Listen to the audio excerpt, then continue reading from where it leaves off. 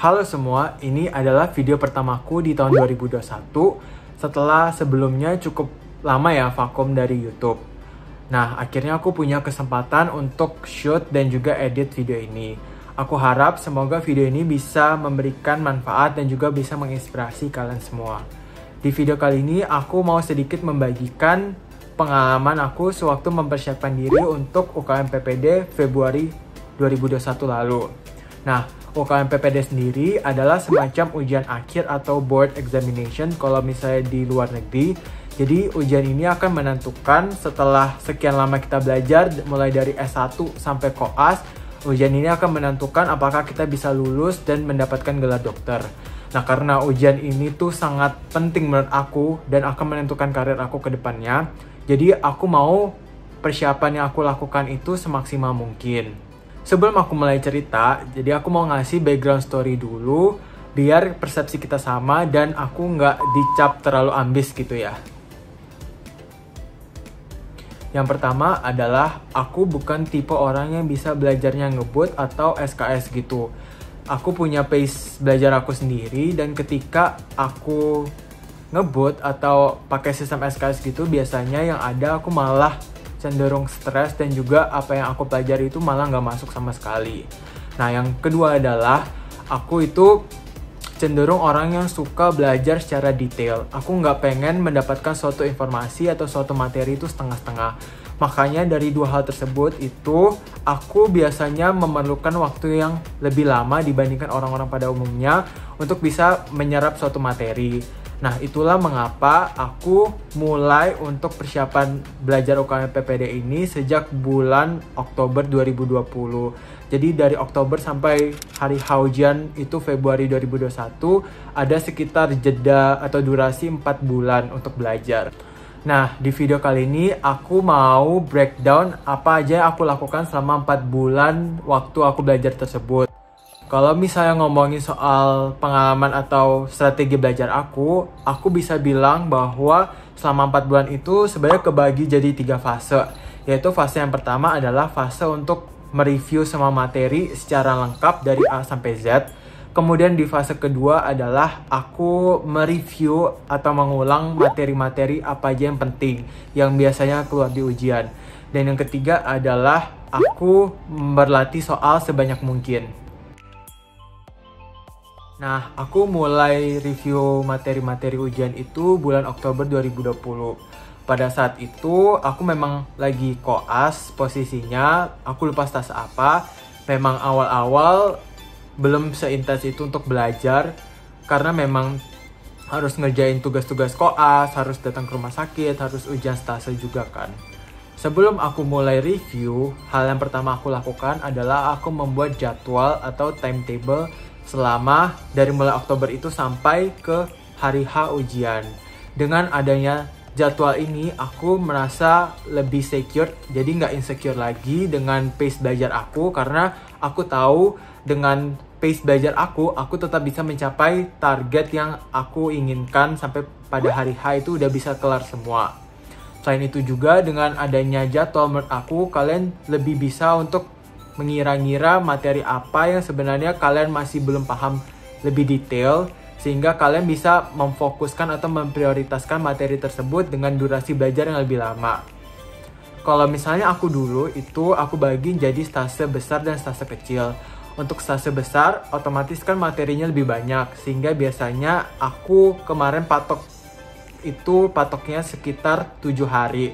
Dan untuk stase kecil yang materinya aku rasa cukup aku mengerti atau materi nggak terlalu banyak, itu biasanya aku 3-5 hari. Sebenarnya untuk durasi belajar ini itu sangat bervariasi ya, sangat tergantung dari diri kalian sendiri. Di sini aku menyesuaikan dengan pace belajar aku yang seperti aku bilang tadi, memang nggak bisa cepat-cepat, nggak bisa buru-buru. Jadi ini adalah sesuai dengan pace belajar aku. Sumber yang aku gunakan untuk review materi-materi ujian itu dari slide ajar suatu lembaga les tertentu ya. Aku nggak bisa sebut namanya di sini, tapi aku yakin kalian pada tahu lah ya.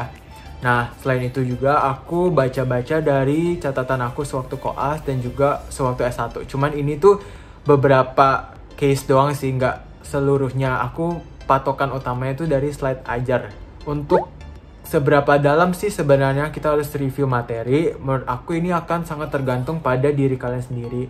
Karena kalian sendiri yang tahu kapabilitas belajar kalian itu seperti apa. Ada yang belajar sedikit merasa udah cukup, ada yang belajarnya banyak tapi merasa nggak cukup. Jadi itu sebenarnya tergantung dari diri kalian sendiri. Dan memang untuk ujian UKM PPD itu kan nggak akan ditanyakan sampai sedetail itu kalau nggak masuk dalam SKDI.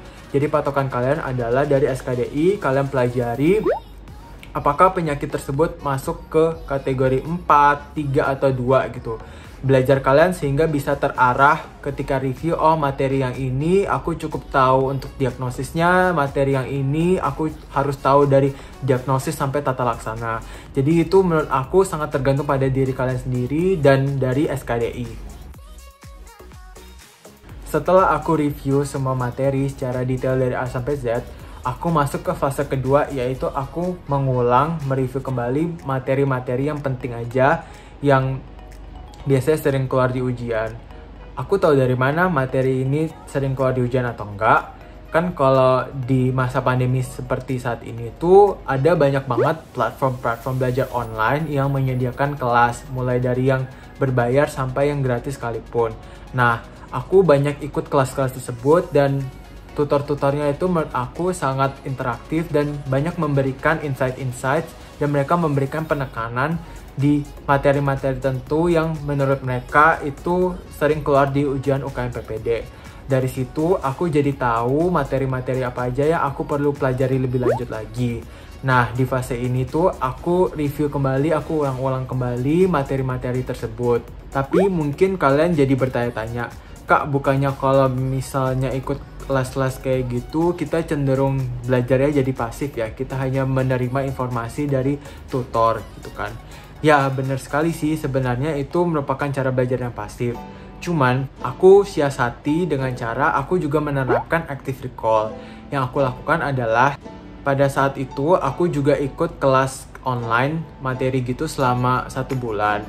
Nah, kelas online-nya itu mulai dari jam 4 sore sampai malam. Dan biasanya keesokan harinya, pagi atau siangnya, aku buka kembali, aku dengerin kembali rekaman dari kelas kemarin malam. Kemudian aku berusaha untuk ingat-ingat dan aku catat di buku catatan aku versi aku sendiri. Jadi aku membuat ringkasan dari kelas sesuai dengan apa yang aku ingat. Menurut aku ini sangat membantu karena ini tuh melatih memori kita untuk mengingat kembali informasi-informasi apa yang sebelumnya kita udah dengar. Dengan ikut kelas-kelas online kemarin, aku merasa sangat terbantu sih dalam persiapan ujian UKM PPD. Karena ternyata dari materi ujian yang segitu banyaknya bisa diringkas jadi poin-poin yang penting dan biasa keluar di ujian.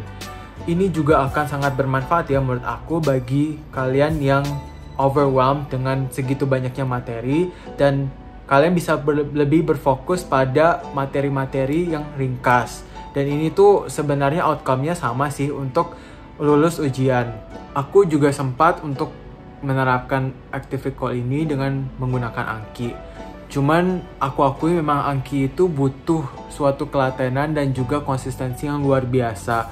Karena kita harus memikirkan mana aja informasi penting yang akan kita masukkan ke dalam flashcard. Terus kita buat flashcardnya, kita ulang-ulang kembali. Menurut aku itu memerlukan waktu dan juga ketelatenan. Jadi aku nggak lanjutin si Anki itu dan aku lebih fokus ke review-review materi, membuat catatan aku sendiri, lebih banyak mendengarkan dari teman, dari tutor-tutor, sehingga aku bisa mendapatkan informasi baru, informasi yang sebelumnya mungkin aku nggak tahu. Selanjutnya adalah fase dimana aku ngerjain soal sebanyak mungkin. Biasanya aku mengerjakan soal-soal dari Telegram.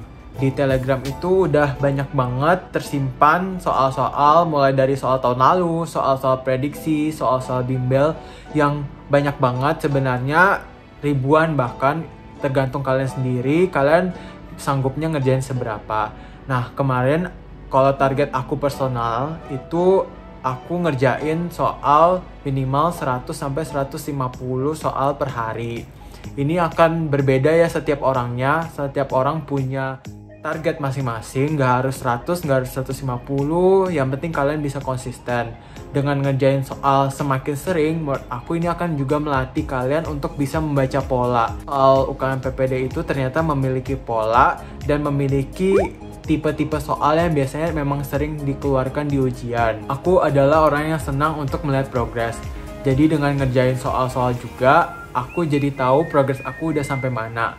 Dan merupakan suatu kepuasan sih buat diri aku juga, karena aku melihat perkembangan aku mulai dari yang awalnya sebelum review tuh aku coba untuk kerja soal, hasilnya bener-bener jelek.